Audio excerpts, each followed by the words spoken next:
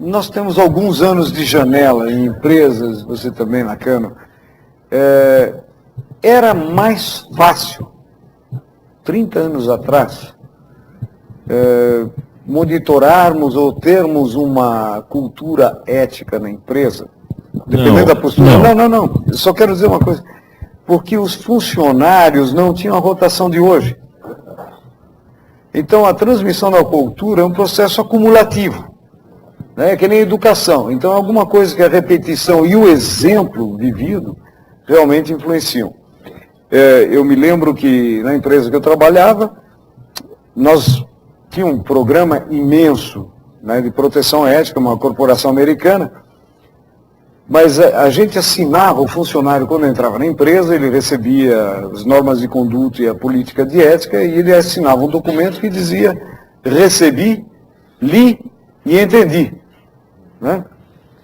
Faltava uma frase que agora eu agregaria, e pratico, né? Porque só receber, ler e entender não quer dizer que ele está realmente praticando isso.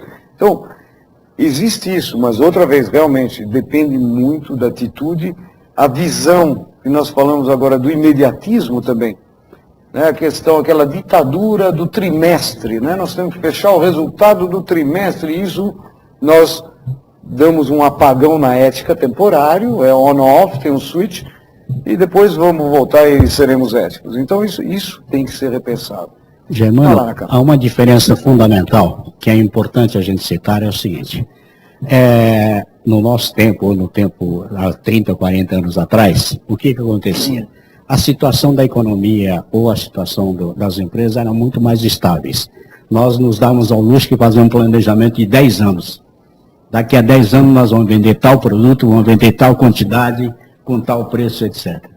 Hoje, o que acontece? As empresas estão diante de uma mudança tão acelerada que elas não sabem o amanhã.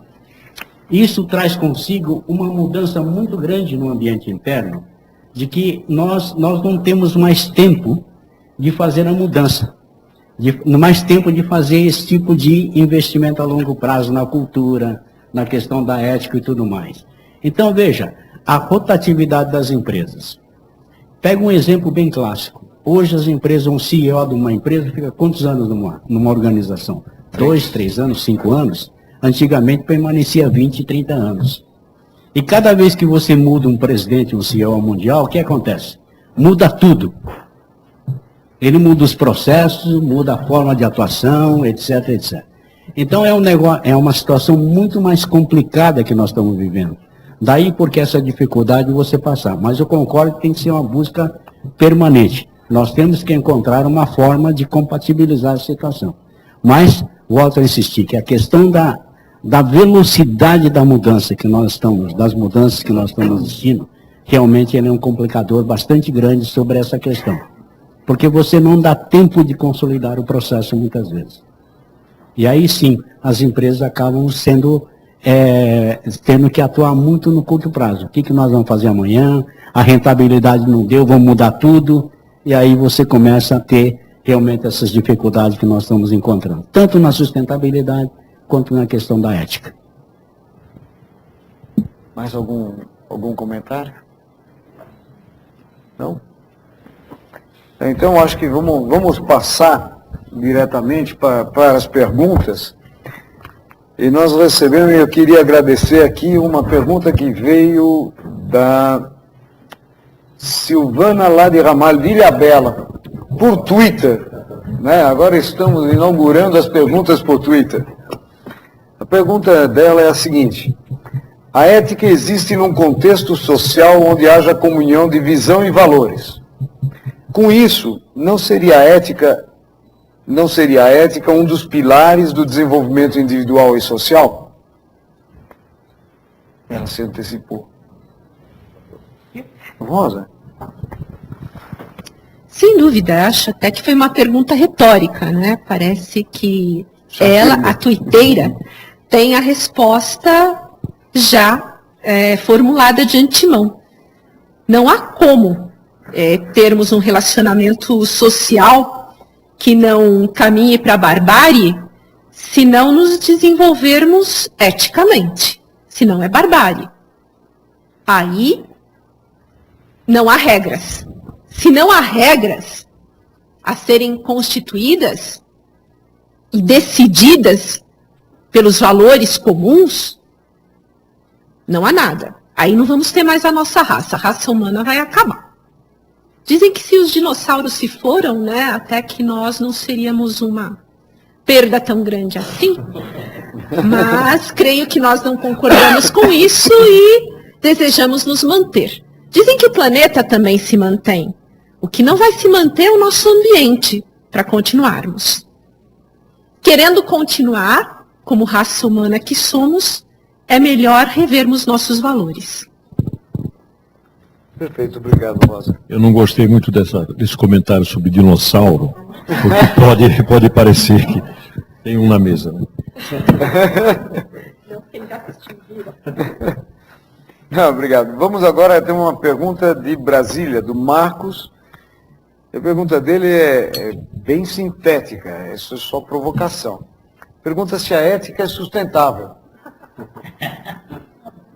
3 pontos de interrogação. Roberta. É uma pergunta realmente provocante. Eu acho que ele faz uma referência também à sustentabilidade, nesse caso, econômica, né? Porque realmente as decisões pautadas pela ética, muitas vezes, elas implicam no curto prazo, muitas vezes em alguns custos maiores, né? Eu posso ter uma empresa comprando de fornecedores que não são éticos, então que têm problemas de trabalho análogo a escravo ou poluição ambiental, e que, obviamente, como estão externalizando os seus custos, vão ter um preço mais competitivo, vamos dizer assim. Então, isso, obviamente, teria uma vantagem, porque a empresa que está comprando vai pagar um valor menor. Mas, Nakano já adiantou antes que nós temos que pensar no longo prazo, nós precisamos pensar na visão de mundo que nós queremos, né? Não só como empresas, mas como consumidores. Então, até que ponto eu vou continuar comprando do camelô, que tem o filme lançamento, sem pagar os direitos autorais, ou vou comprar um produto que tenha problemas, questões aí ambientais ou sociais. O custo disso para a sociedade é muito mais alto. Né? Então, a ética, ela a princípio pode parecer um pouco, às vezes, ter uma penalidade, vamos dizer assim, por você ter que ter alguns custos e ter um preço mais alto no curto prazo, mas, no longo prazo, nós temos um ganho enorme, que é a construção e a reafirmação, a coerência de escolhas pautadas e consoantes com o mundo que nós queremos e com a sociedade que todos nós merecemos. Obrigado, Roberto. Só associando com a parte inicial do que eu falei, veja bem, quando a gente coloca sobre essa questão, evidentemente a empresa, nós estamos falando que a imagem da empresa cada vez tem um valor maior, a marca, a imagem da empresa, imaginem vocês que você tem um comportamento não ético, isso vai se refletir nessa imagem. Então, uma coisa fundamental é que isso está muito ligado. Cuidar da imagem dela ao longo do tempo é um item fundamental. E se ela não tem comportamento ético, isso vai afetar o seu resultado a médio e longo prazo, sem dúvida alguma.